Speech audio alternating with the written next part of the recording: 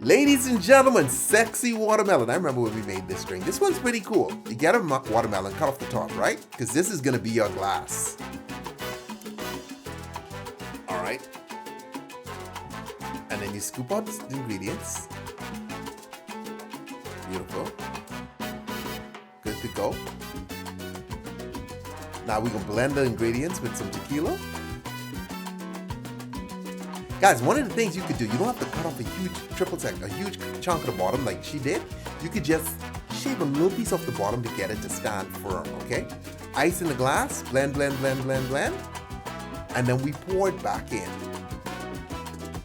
Perfect. Look at that pour. Mango slices. A little bit of tahini on top. Good to go. Awesome little mix. Straw inside. Stay tipsy.